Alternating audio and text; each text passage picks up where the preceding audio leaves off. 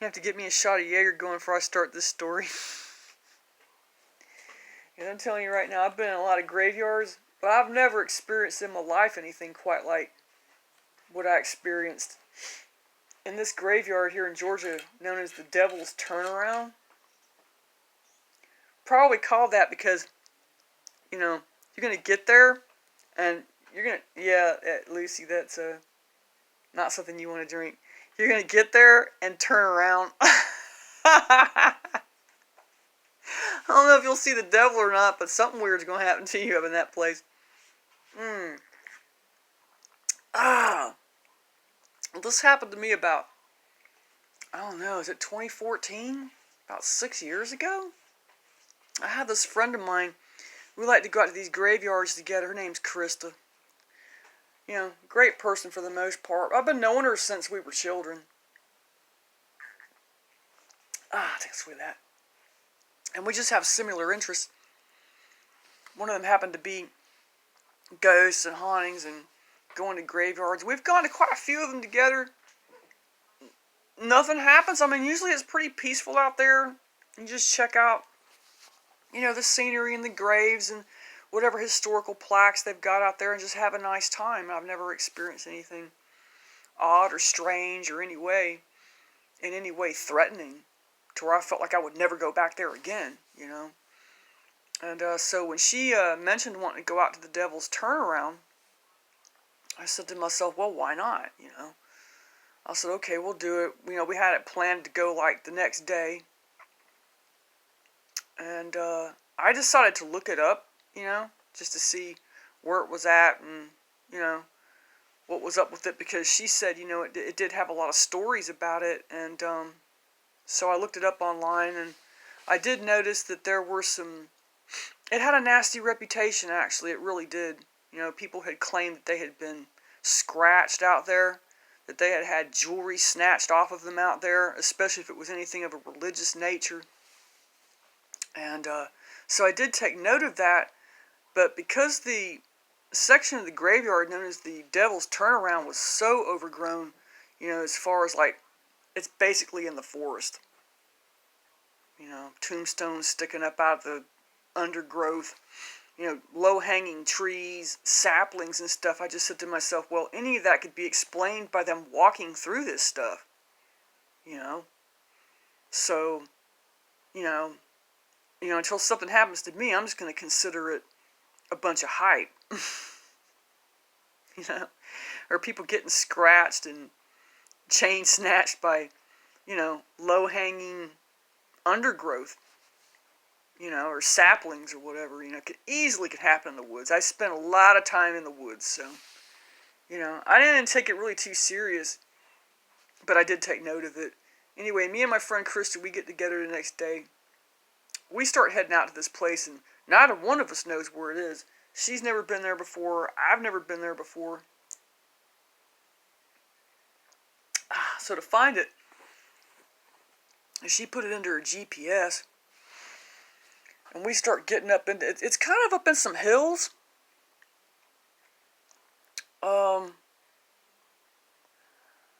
At one time, I don't think there was anything out there, but it's become developed.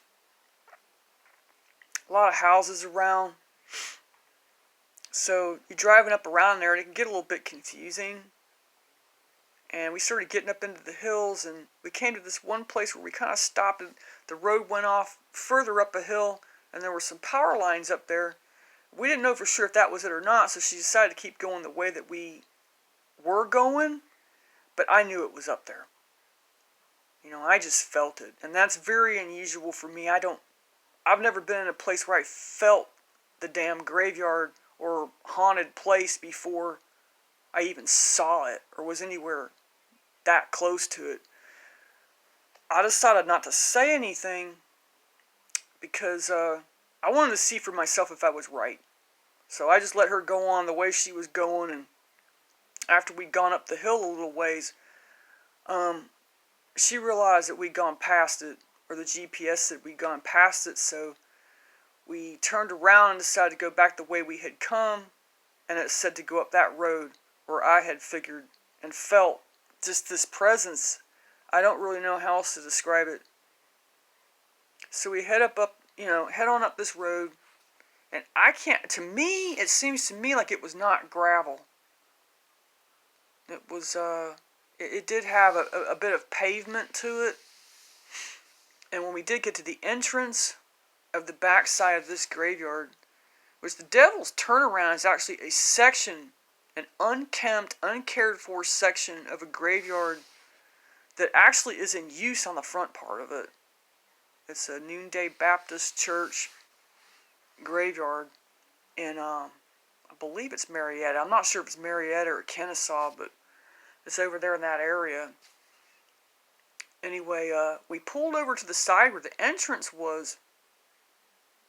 We didn't even get out of the car. We were just sitting there for a minute, debating as to whether or not we ought to go in there, because there was a chain across the dirt road, in between two posts, metal posts driven into the ground that had a sign hanging on it saying no trespassing. This graveyard is under the protection of the police in this area. You're going to get arrested if you come in here. So keep out. Don't come in here. And it was very overgrown. And I remember seeing what I thought was a tombstone sticking up that had a very strange symbol on it. I don't even know what it is. Beats me. I don't really know. It was very odd. I didn't know what it was. And I was looking at it, and we were sitting there talking, debating as to whether we were going to go in there or not. And, excuse me. I need another drink. Jesus Christ. Ah.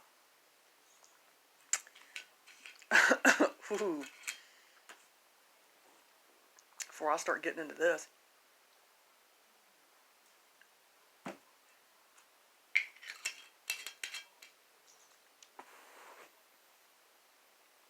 Cheers. Happy Halloween. Anyway, so we're sitting there, debating as to whether we're going to go in this place. And the next thing I know,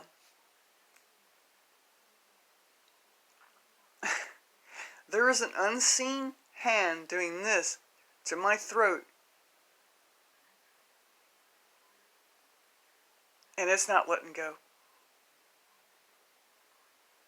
And I'm looking over at my friend Krista. I don't even know what to say. We have not even gotten out of the car. And I am already being assailed by the dead. Because I don't know what else is in there. Is it the dead? Is it a demon? I don't really know what it is. Is it some kind of spirit protector of this place? I don't know. But it definitely, and it still had its hand right there. I mean, not hard enough to cut off my breath so I couldn't talk.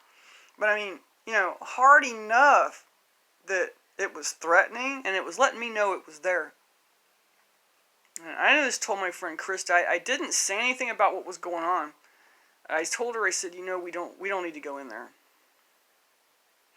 It's overgrown, you're wearing flip-flops, the police are watching it, and if we go in there, we're going to end up with our head under a damn tire.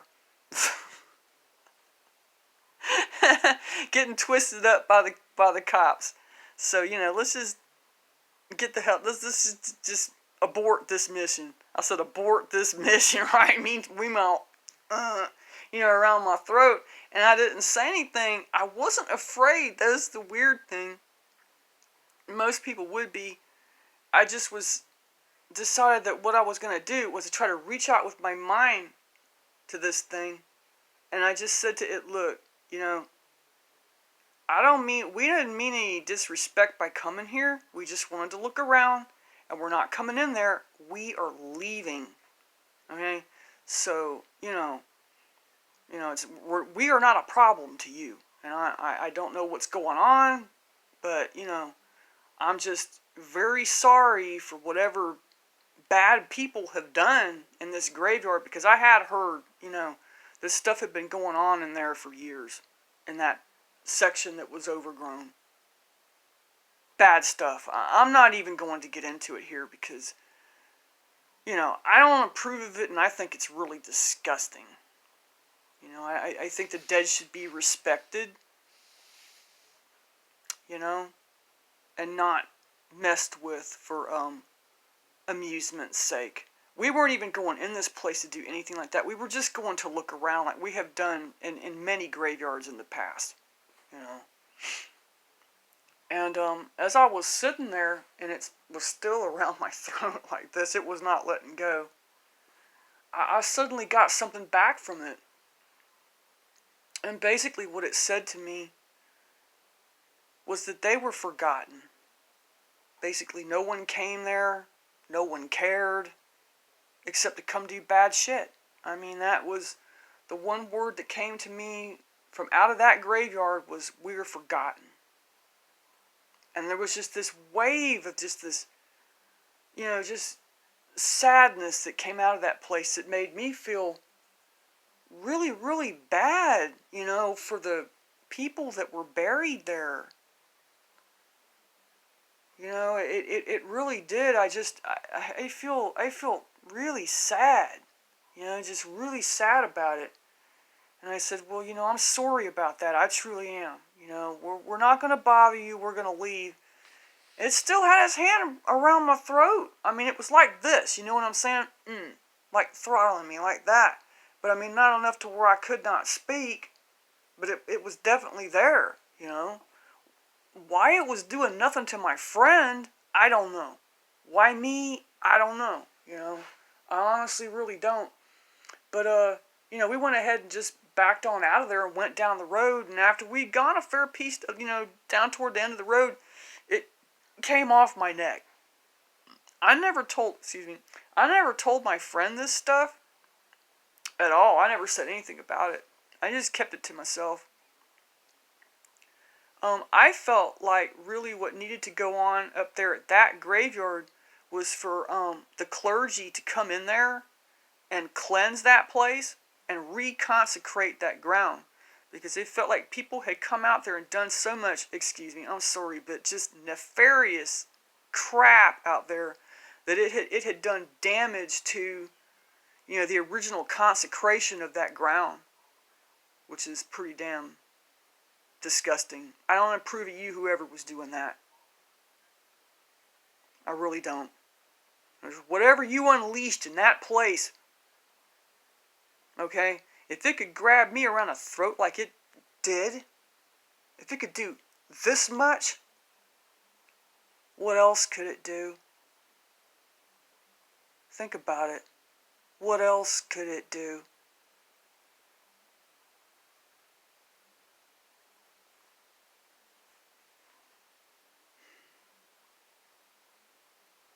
To this day, I really still feel the same way about that place. And I don't know what to do about it because I don't think anyone would believe me. And as a matter of fact, there's probably people listening to this that don't believe me. And it's okay. I don't blame you. I mean, who would? I mean, some people will, some people won't. I told a friend of mine, Krista's brother Eddie, about this over the summer. And he's the first person besides my husband that I've ever told. And so the first thing he does, what's he do? The next day he goes right out there. I said, he wanted to know where it was at. And I says, man, just look it up if you want to go out there. But I'm not going back out there. I'm sorry, but I'm not going back out there. You do what you want to do. You know, you go out there if you want, but I'm not. He went out there the next day, and he wasn't sure if he could find it, or if he had actually found it. Lucky for him. Anyway, I seen a thing online where a couple of years after I had been out there, some people, paranormal researchers, had gone out there, and they had filmed where next to that gravestone I saw, what I thought was a gravestone with the weird marking on it, it was actually a marker for the entrance to that place. Now, I didn't get out of the car and go across the street and get a good look at it, but these people were on the property, unmolested by anything, you know, gabbing away and talking about how some developers had come next door to it and knocked all the trees down and were about to build some houses out there.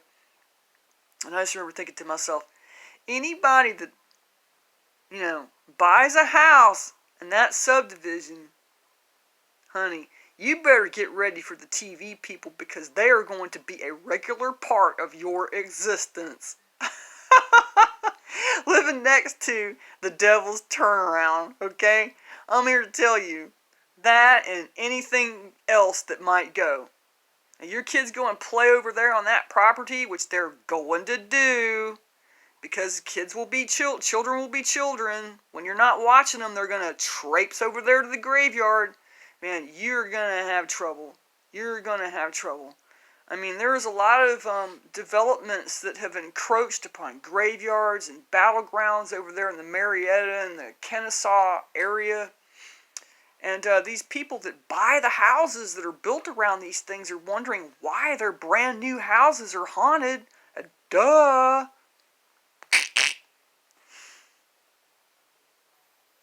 It'll make you a believer. Trust me on that one.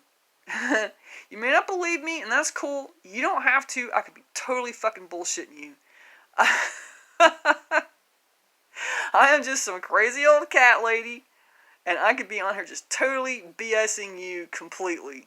But why would I? And where would I come up with something like this? I mean, most people would say, it had me like that. No, it didn't. It had me in a grip like that. Okay, on both sides of my neck. Right up under my jaw.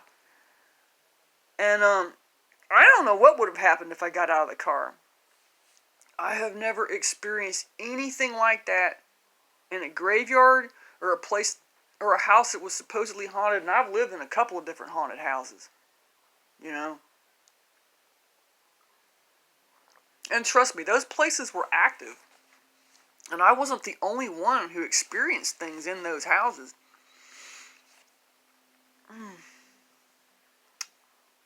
Excuse me. But I've never had anything touch me in those places, let alone, threaten to throttle me.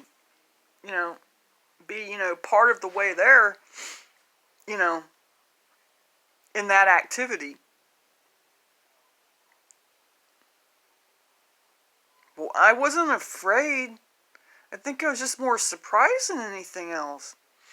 Why wasn't I afraid? I don't know. I've lived a very rough life from a very early age. I did not grow up in a hot house.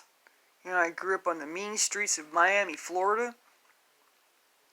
And as far as that goes, there's no city in the world